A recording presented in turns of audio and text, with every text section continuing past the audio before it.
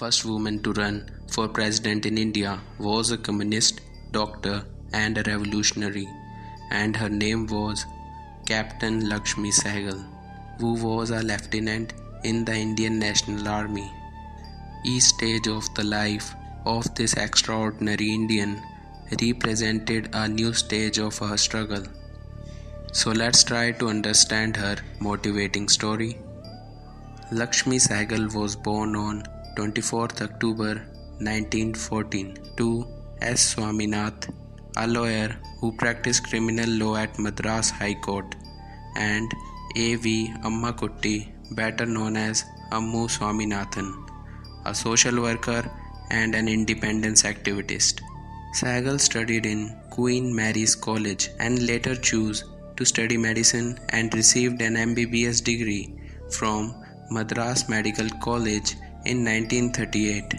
A year later, she received her diploma in gynecology obstetrics. She worked as a doctor in the government Kasturba Gandhi Hospital located at Chennai.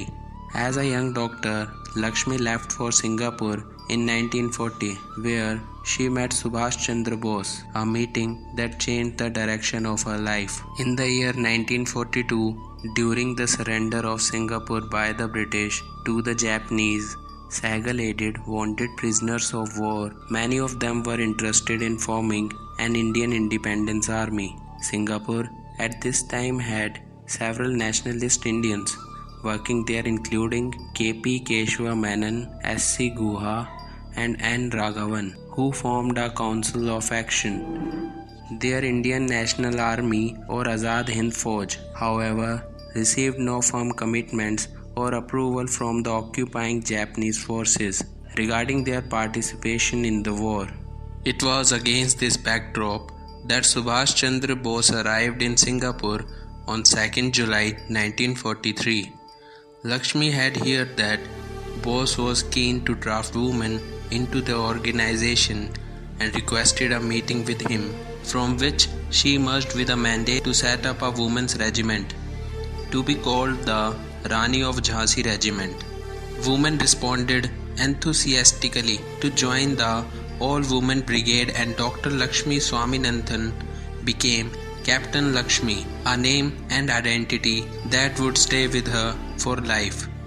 The INA marched to Burma with the Japanese army in December 1944, but by March 1945, with the tide of war turning against them, the INA leadership decided to beat a retreat before they could enter Imphal. Captain Laxmi was arrested by the British Army in May 1945, remaining in Burma until March 1946, when she was sent to India at a time when the INA trials in Delhi heightened popular discontent with the end of the colonial rule. In 1971, Sahgal joined the Communist Party of India and represented the party in the Rajya Sabha. During the Bangladesh crisis, she organized relief camps and medical aid in Calcutta for refugees who streamed into India from Bangladesh.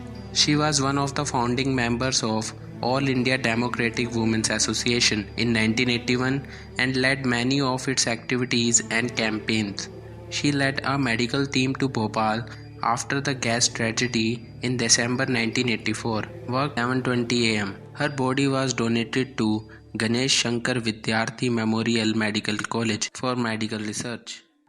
Sahgal's contribution to the nation is unforgettable, and in the year 1998, she was awarded the Padma Vibhushan by the Indian President K.R. Narayanan. In her life, Laxmi saw the story of India play out from World War I to 2012. She played many roles, from doctor to revolutionary and later Communist Party worker. Towards the end of her life, she devoted herself to activism and nursing the poor.